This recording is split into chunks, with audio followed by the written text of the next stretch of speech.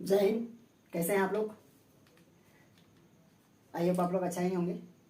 चलिए आज हम लोग यानी क्या बोलते हैं क्लास 11 का मैथमेटिक्स यानी ऑब्जेक्टिव क्वेश्चन को सॉल्व करने का आज कोशिश करते हैं, देखते हैं हम लोग कहाँ तक पहुँच पाते हैं। ठीक है, आज एकदम कम्प्लेक्स नंबर का एक छोटा सा कुछ ऑब्जेक्टिव जो जैसे कि अभी एग्जाम होने वाला है, तो ऑब्जेक्टिव क्वेश्चन यानी किस तरह से आप लोग सॉल्व कीजिएगा उसके बारे में थोड़ा सा हम लोग कॉम्प्लेक्स नंबर से थोड़ा देखते हैं। ध्यान दीजिएगा थोड़ा सा। कॉम्प्लेक्स नंबर, देखिए कॉम्प्लेक्स नंबर में ज़्यादा कुछ नहीं करना है। ठीक है, बहुत ज़्यादा डिटेल तो यहाँ देखिए ऑब्जेक्टिव का क्वेश्चन कैसे सॉल्व होगा उस चीज़ के बारे में आज हम लोग थोड़ा सा जानेंगे। ठीक है, तो सबसे पहले आपको ये चीज़ जानना होगा कि ऑब्जेक्टिव यानी या कॉम्प्लेक्स नंबर में सबसे देखिए कॉम्प्लेक्स नंबर में एक ही नंबर ये भी होता है जिसको हम लोग इमेजनरी नंबर बोलते हैं। कौन सा नंबर? एक होता है इमेजनरी नंबर, इमेजनरी नंबर जिसको यानी एग्जांपल के लिए हम ये बोल सकते हैं इमेजिनरी नंबर रूट अंडर जैसे -2 हो गया, रूट अंडर -3 हो गया, तो जितने भी रूट के अंडर में यानी रूट के अंदर में तो यानी ये माइनस रहेगा तो वो नंबर क्या समझ लेंगे? इमेजिनरी। और उस इमेजिनरी नंबर का हम लोग इस तरह रिप्रेजेंट कर सकते हैं, जैसे -2 है तो इसको लिख सकते हैं आई इंटू ये। ठीक है, माइनस को हटा देंगे तो क्या हो गया? आई लग जाएगा। और ये आई क्या है? आई ये है आयोटा, आयोटा।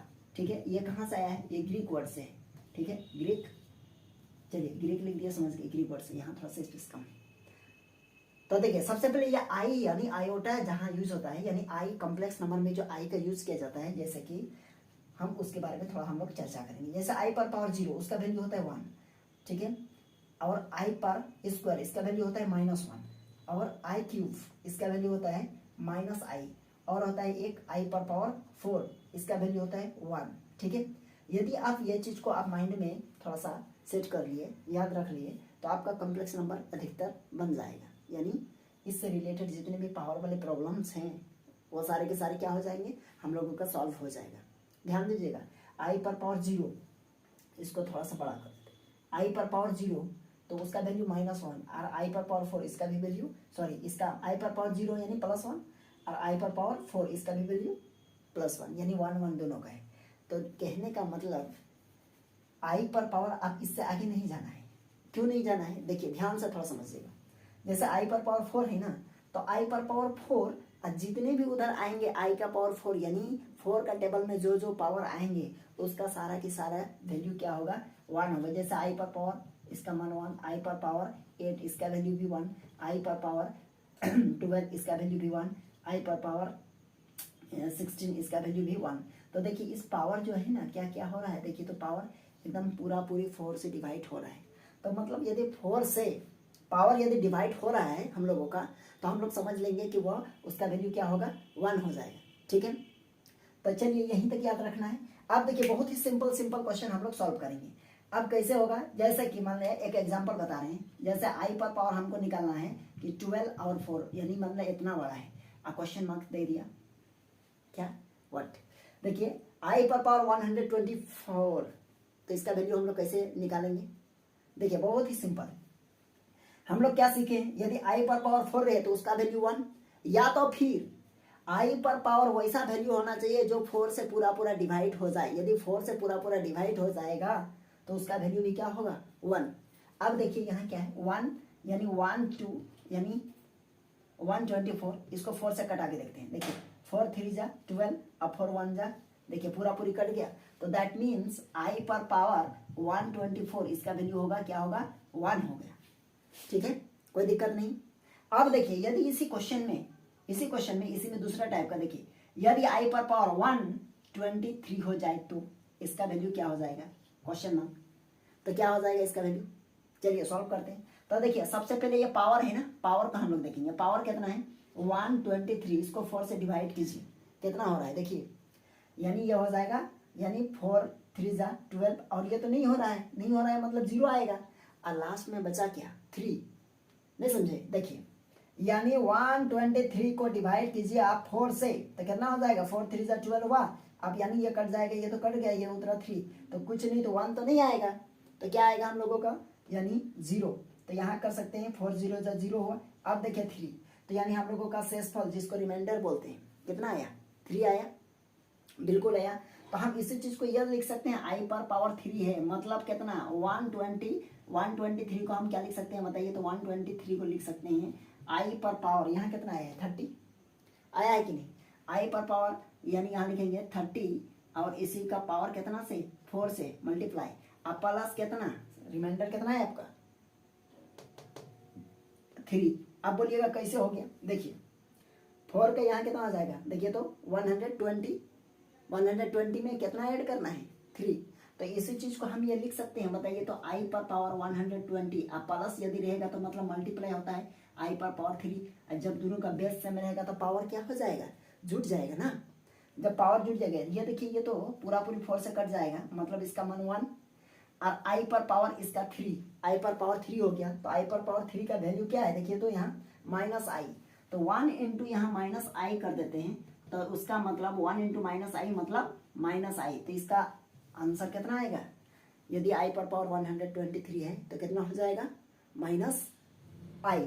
ठीक है, चलिए और देखते हैं इसी में थोड़ा सा, इसको यदि जल्दी बनाना है तो कैसे बनाएंगे, एकदम ध्यान से देखिए। अब देखिए यदि 123 है तो आप एक काम कीजिए, 123 को 4 से भाग लगाइए, भाग यानी डिवाइड कीजिए, कितना हो जाएगा देखिए तो शेषफल कितना आ रहा है 4 आ रहा है, 3 आ रहा है, यहाँ हम लोग कर चुके हैं। तो आप जो पूरा जो शेषफल बचता है ना, यानी जो भागफल है वो तो ठीक है, कितना शेषफल बचा, शेषफल मतलब कितना यहाँ, यानी जो भी होगा वो 4 से छोटा आएगा तभी तो होगा। तो यानी आप उस शेषफल को आई पर पावर कर दीजिए, कितना हो गया आई पर पावर 3, आई पर पावर 3 का वैल्यू कितना देख रहे हैं यहाँ माइनस आई, तो उसका मतलब इसका भी मान हो जाएगा आपका माइनस आई। ठीक है, अब बोलिएगा ये डायरेक्ट कैसे, देखिए एकदम आराम से समझिए, यानी वैसा करना है आपको 4 से डिवाइड कर देना है। ठीक है, अब 4 से डिवाइड कर दीजिएगा, जो आपका शेषफल बचेगा वो आप क्या कीजिएगा 4 से डिवाइड कीजिएगा ना, तो आपका शेषफल देखिए 4 से तो छोटा ही बचेगा, या तो 3 होगा या तो 2 होगा या तो 1 होगा। ठीक है, तो कहने का मतलब यदि डिवाइड करने के बाद आपका जो शेषफल बचता है उसी शेषफल का जो वैल्यू निकालिएगा वो आपका क्या बोलेंगे, उस यानी उस क्वेश्चन का वैल्यू हो जाएगा। चलिए और एक क्वेश्चन बता देते हैं एकदम सिंपल सा, जैसे एक क्वेश्चन यहां देते हैं, यदि आई पर पावर हम लोगों का 4 नहीं 25 कर देते हैं, देखिए 25 कर देंगे। अब बताइए तो यहाँ क्या होगा, इस क्वेश्चन मार्क है ये क्या होगा, तो एक काम कीजिए 25 को क्या करना है 4 से डिवाइड करना है। तो देखिए एकदम डायरेक्ट अगर क्वेश्चन में देखिए 4 से डिवाइड कीजिए 25 तो कितना होता है 4 6 या कितना 24, 4 6 या 24 होता है ना, तो रिमाइंडर कितना बच रहा है 1, मतलब कहने का मतलब आई पर पावर 4 करेंगे तो कितना हो जाएगा, ये देखिए 4 को डिवाइड कर रहे हैं ये तो कितना हो गया 8, ये देखिए तो आपका रिमाइंडर क्या बच रहा है 1 बच रहा है ना, तो जो रिमाइंडर बचेगा उसी को आप मान निकाल दीजिए, इसका मान ऑटोमेटिक निकल जाएगा।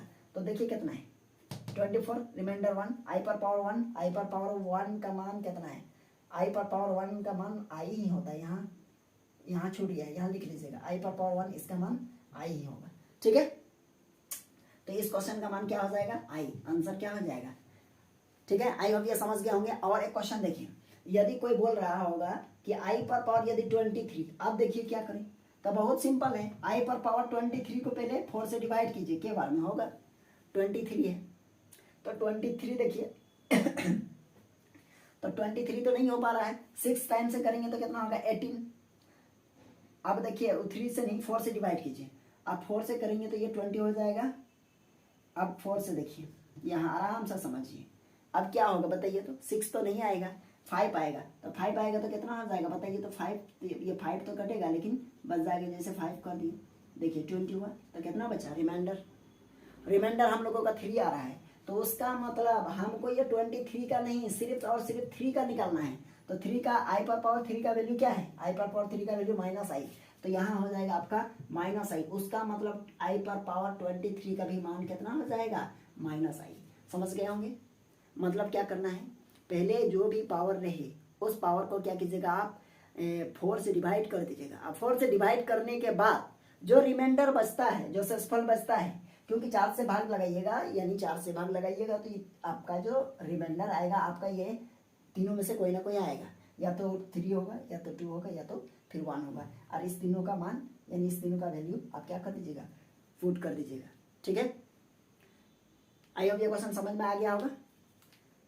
चलिए इसका ऑब्जेक्टिव क्वेश्चन हम लोग नेक्स्ट वीडियो में देखेंगे। कॉम्प्लेक्स नंबर का ऑब्जेक्टिव क्वेश्चन, यानी एक वीडियो में कम से कम यानी 20 क्वेश्चन सॉल्व करने की कोशिश किया जाएगा। देखते हैं कहाँ तक हो पाता है। ठीक है, चलिए फिर हम लोग मिलते हैं। आप लोग जुड़े रहिए इसी तरह, और आप लोगों को सारा चैप्टर का ऑब्जेक्टिव क्वेश्चन इसी तरह ही आप लोगों को मिलते रहेगा। ठीक, चलिए फिर हम लोग मिलते हैं नेक्स्ट क्लास में, इसका ऑब्जेक्टिव क्वेश्चन सॉल्व करेंगे। आप लोग प्रैक्टिस कर सकते हैं, इससे रिलेटेड क्वेश्चन है, आप लोग उस चीज़ को प्रैक्टिस कर सकते हैं। समझ गए होंगे तो चलिए, थैंक यू।